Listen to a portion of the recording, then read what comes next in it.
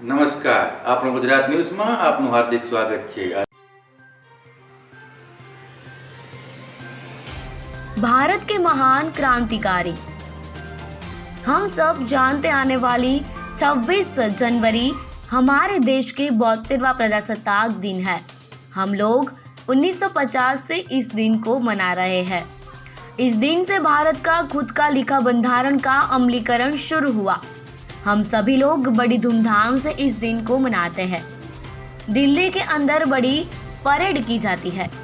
देश के पायदल, नेवी और एयरफोर्स के प्रतिनिधि उपस्थित रहते हैं और माननीय प्रधानमंत्री लाल किले पर से राष्ट्रीय ध्वज लहराते हैं।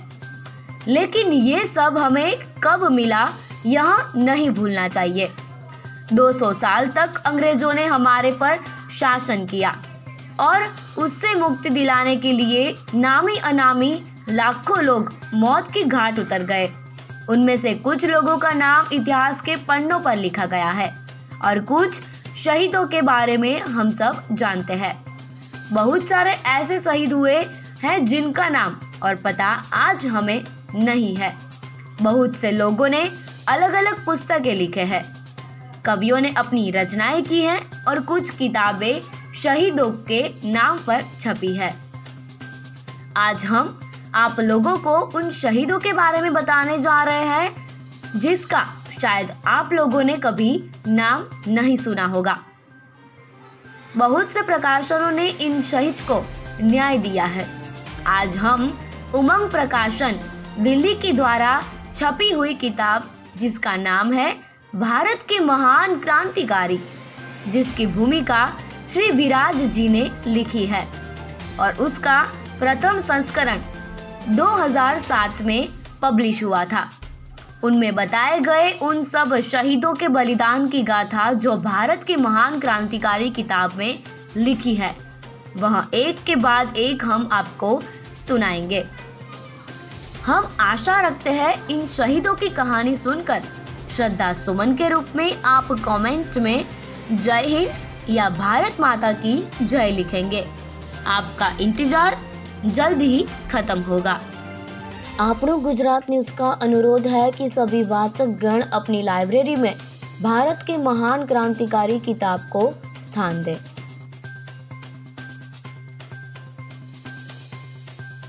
भूमिका। कहानियां सभी को अच्छी लगती है। वीरता की कहानियां, परोपकार की कहानियां, दिन दुखियों का कष्ट अपने सिर ले लेने वाले महाप्राण नर नारियों की कहानियां, अत्याचारी रावण से लड़कर उसका संहार करने वाले वनवासी राम और पापी कंस का वध करने वाले कृष्ण की, राणा प्रताप और वीर शिवाजी की कहानियां। सत्य कथाएं। सत्य कल्पना से अधिक रोचक और प्रभावकारी होता है। यदि कहानियां सच्ची हो तो मानो सोने में सुगंध। हमारे स्वतंत्रता संग्राम का इतिहास सैकड़ों हजारों बलिदानी वीरों के विलक्षण साहस, वीरता, कष्ट सहिष्णुता, धैर्य और सूझबूझ के कारनामों से भरा है। एक एक वीर पर एक एक महाकाव्य लिखा जा सकता है। विनायक दामोदर सावरकर, रास बिहारी बोस, भिकाजी कामा, राजा महेंद्र प्रताप, करतार सिंह सराबा, सुभाष चंद्र बोस, यतीन्द्र नाथ दास, बाघा जतीन, सूर्यसेन, चंद्रशेखर आजाद, सरदार भगत सिंह, सुनीति चौधरी और शांति सुधा, कन्हई लाल दत्त और सत्येंद्र नाथ घोष हिमालय के गगनचुंबी हिम मंडित शिखरों से दमकते दिखाई पड़ते हैं। तपस्या और बलिदान। इन क्रांतिकारी वीरों ने हिंदुस्तान को स्वतंत्र कराने के लिए अपनी संपत्तियां गंवा दी, घर परिवार त्याग दिए, अत्याचारियों पर गोलियां चलाई, बम फेंके, पकड़े गए, पुलिस के हाथों यातनाएं सही, बरसों जेलों में रहे, अंडमान की कुठरिया जेल में, फांसी पर चढ़ गए हंसते हुए, वंदे मातरम का जयघोष करते हुए। 1942 की हिंसक क्रांति। सन 1942 में जब कांग्रेसी नेता एक साथ गिरफ्तार होकर और बी क्लास की जेलों में सरकार के सम्मानित मेहमान बनकर जा बैठे। तब क्रोधोन्मत्त क्रांतिवीरों ने करने या मरने का हिंसक संघर्ष चलाया। यह खुल्लम खुल्ला युद्ध था जिसमें 10,000 से अधिक वीर शहीद हो गए, 1 लाख जेल गए, कई स्थानों पर विदेशी शासन उखाड़ फेंका गया। आजाद हिंद फौज। सुभाष चंद्र बोस सन 1941 में भारत से निकल भागे। अंग्रेजों के चंगुल से उनका निकल भागना जादू या चमत्कार ही था। जर्मनी और जापान जाकर उन्होंने आजाद हिंद फौज खड़ी की, जिसने कोहिमा पर अधिकार करके देश का कुछ भाग तो स्वाधीन कर ही लिया था। ब्रिटिश साम्राज्य की जड़ें पूरी तरह हिल गई। आजाद हिंद फौज हार गई, परंतु अंग्रेजों की राजभक्त सेनाएं विद्रोह पर उतर आई। नौसेना ने विद्रोह किया। इंग्लैंड के प्रधानमंत्री एटली ने कहा संसद में, अब हम भारतीय सेनाओं की निष्ठा पर भरोसा नहीं कर सकते। हिंदुस्तान पर बलपूर्वक शासन करने का प्रयत्न घाटे का सौदा है, अतः हमें तो अपने अधीन देशों को स्वाधीन करना ही है। स्वाधीनता अहिंसा से नहीं मिली। यह प्रचार मिथ्या है कि भारत को आजादी अहिंसक सत्याग्रहों से मिली। ये सत्याग्रह सन 1947 के मध्य तक पूरी तरह कुचले जा चुके थे। युद्ध में विजयी अंग्रेजों के लिए अहिंसक आंदोलनों से निपटने में कोई कठिनाई नहीं थी। खतरा हिंसक आंदोलनों से था। अंतरराष्ट्रीय शक्ति संतुलन बदल गया था। द्वितीय विश्व युद्ध से पहले रूस संसार की महाशक्तियों में इंग्लैंड, जर्मनी, फ्रांस, इटली और जापान के बाद आता था। युद्ध के पश्चात वह अमेरिका के बाद दूसरे नंबर की महाशक्ति बन गया था। वह अंग्रेजी साम्राज्य को फूटी आंखों नहीं देख सकता था। चीन एक बड़ी शक्ति बनकर उभरा था। रूस और चीन से हिंदुस्तान को चोरी छिपे हथियार मिल सकते थे। हथियार मिल जाए तो उन्हें चलाते हुए लड़ मरने वालों की देश में कमी नहीं थी। समय बदला। भारत को स्वाधीनता प्राप्त होना किन्हीं हिंसक या अहिंसक संघर्षों का परिणाम उतना नहीं था जितना अंतरराष्ट्रीय परिस्थितियों में अंग्रेजों की विवशता का फल था। विंस्टन चर्चिल, जो युद्ध काल में ब्रिटेन का प्रधानमंत्री था, ब्रिटिश साम्राज्य के देशों को स्वाधीनता देने को तैयार नहीं था, परंतु अमेरिका और रूस दोनों ब्रिटिश साम्राज्य के सभी देशों को स्वाधीनता दिलाने के लिए कमर कसे हुए थे। इंग्लैंड उनका दबाव मानने को बाध्य था। देश का विभाजन। अंग्रेजों को भारत से जाना ही था। जाते समय वे हिंदुस्तान के 3 टुकड़े कर गए। कहने को भारत और पाकिस्तान 2 ही टुकड़े थे, परंतु पूर्वी पाकिस्तान पश्चिमी पाकिस्तान से 1000 किलोमीटर दूर था। दोनों में भाषा, वेशभूषा और संस्कृति का कोई मेल नहीं था। दोनों में एक ही समानता थी कि दोनों के अधिकांश निवासी मुसलमान थे। 25 वर्ष में ही पूर्वी पाकिस्तान खूनी लड़ाई लड़कर स्वतंत्र बांग्लादेश बन गया।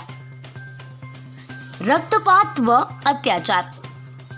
देश का विभाजन भी शांतिपूर्ण नहीं रहा। न चाहते हुए लोगों को पाकिस्तान से खदेड़ा गया। इस प्रक्रिया में लाखों लोग मारे गए और 1.5 करोड़ लोग उजड़कर भारत आ गए। उनकी संपत्ति पाकिस्तान में रह गई। हजारों युवतियों का अपहरण कर लिया गया। अहिंसक सत्याग्रह की नीति का परिणाम इतना भारी रक्तपात और संपत्ति का विनाश हुआ। इतिहास से शिक्षा। जो लोग इतिहास से शिक्षा नहीं लेते वे काल के रथ के पहियों की तरह पिस जाते हैं। आने वाली पीढ़ियों को यह बताना कि देश को आजादी अहिंसक सत्याग्रहों से मिली थी असत्य भाषण है, बहकाना है। इससे देश का हित नहीं हो सकता। शस्त्र बल ही बल है।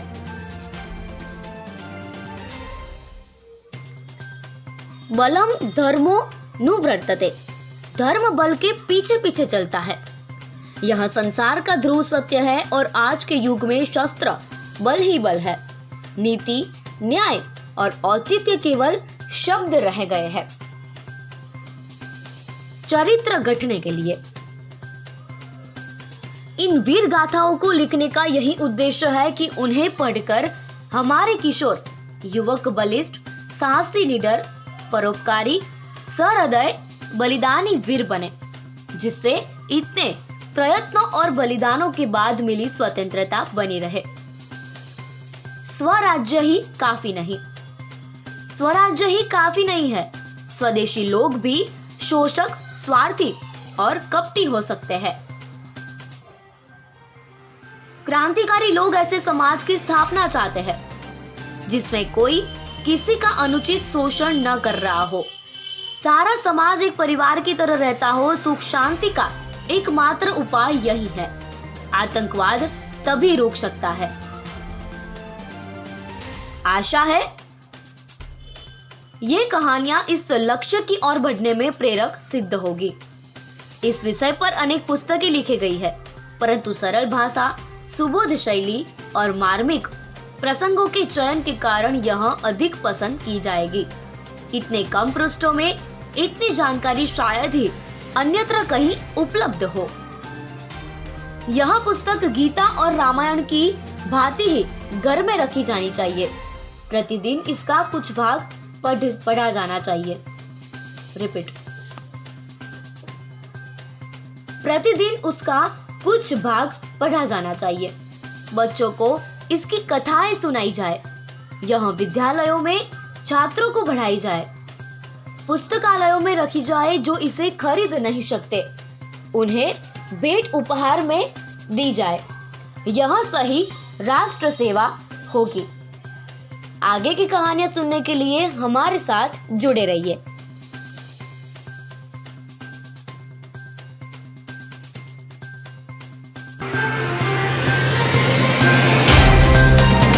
तो व्हाट्सएप, ट्विटर, फेसबुक, इंस्टा जहाँ भी आपका अकाउंट है, इसे शेयर बटन के द्वारा वहाँ पर शेयर करें।